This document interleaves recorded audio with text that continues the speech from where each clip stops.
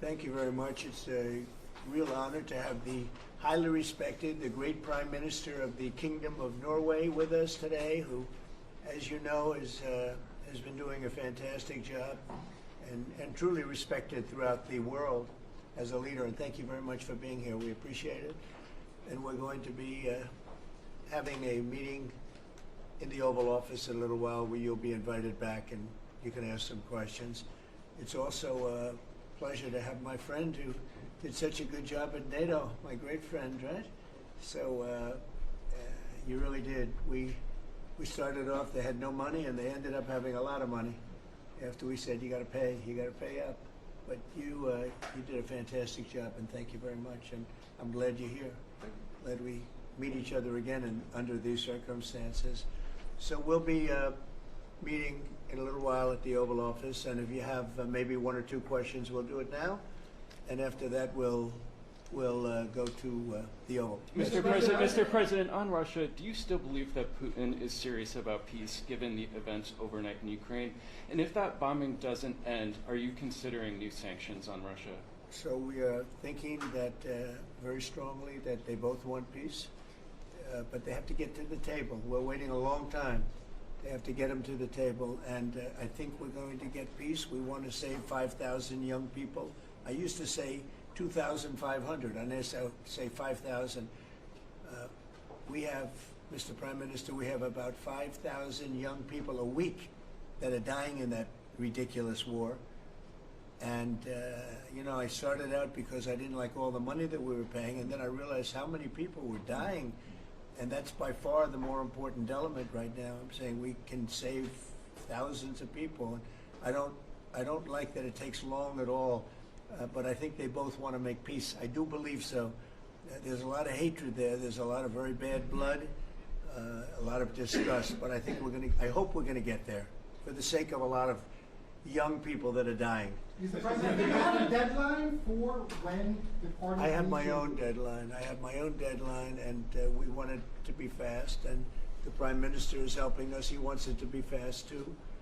And I think everybody in this, you know, at this time in NATO, they want to see this thing happen. So we have a deadline, and after that, we're going to have a very much different attitude. But I think that has a very good chance of getting done. Mr. President, what can Norway do to prove that they're an important ally to the U.S.? What can Norway do to prove Just that? keep doing what they're doing. We have a very good relationship with Norway. Great leader, great people. I know many of the people in Norway, and it's truly it's an incredible country. So all they have to do is keep doing what they're doing, I think, is probably the best answer I can give. Yes. As you pointed out, the former Secretary General of NATO is here, Mr. Yes. Stoltenberg. How important is the NATO defense alliance, Mr. President? Is it sacrosanct from your perspective? Well, it's a very interesting question. It's certainly very important for Europe, and I think without us it wouldn't be as nearly as powerful. And as the former Secretary General, who did a great job, can tell you, I played when I was there a very big role in making sure that NATO is funded by the 28, at that time they had 28 countries, including us, because many of the countries weren't paid, and they ended up being paid, you would say, and the Secretary General was very nice about it as far as I was concerned. Other presidents went in, they made a speech and they left, and that kept going on, and you know, in the meantime, they had no money. And the United States was paying far more than its fair share. You could say that they were paying, I actually said sometimes it looked like 100%, and it was unfair. And the two of us worked very well together, and we took care of the situation. There are some NATO countries, Mr. President. Yeah, please, go ahead. As the Norwegian statistics are showing that the U.S. actually has a trade surplus with Norway, are you going to be looking into that and see which of the countries are actually in a trade surplus? Yeah, well, with the United States, almost everybody has a surplus. But not in It's really an Norwegian numbers. it's an amazing phenomenon. Now, there's a surplus of a couple of $1 billion, I think you have with it. I congratulate you. That's very good. We got to get a little bit of that for ourselves, maybe. But they do have a surplus. Norway has a surplus. Mr. President, in the current tariff situation, analysts have pointed out that the U.S. actually need allies. Do you consider Norway as a possible ally in this situation? I think Norway's always been an ally. They've been somebody we've been very close to, very friendly with. Maybe more so now with me than other people, but I think Norway's always been a great ally, yeah. It's a very Norway's been a friend. That's a very strange question, actually, because the U.S. is our lead ally, and we build on a relationship which we will talk about now, Mr. President. But Yeah. it's of high relevance, and I'm very happy that we have secure state and secure defense.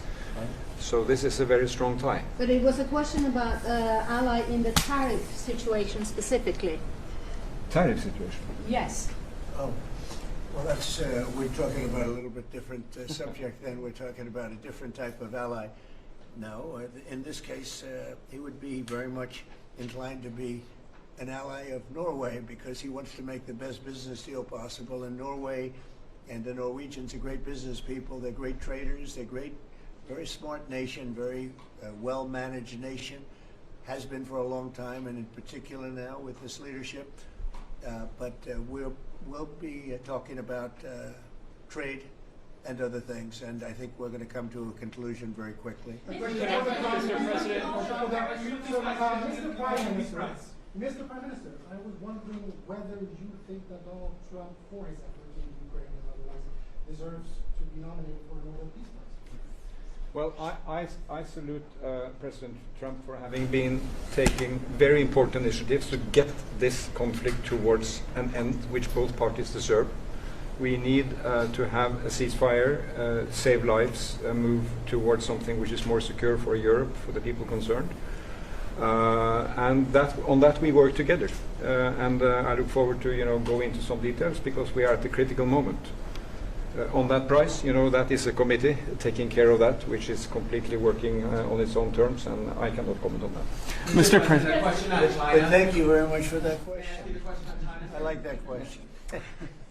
Yeah, please. A question on China. Can you clarify with whom the U.S. is speaking with China? They're saying it's fake news that trade talks are happening.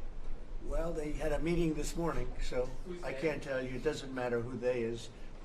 We may reveal it later, but they had meetings this morning, and we've been meeting with China. And so I think you have, Jeff, as usual, I think you have your reporting wrong. Thank you very much. We'll see you.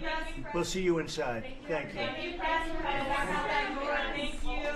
Everybody else. Thank you. Thank you. Keep moving, everybody. Keep moving. Thank you. You're out. Thank you. I would go.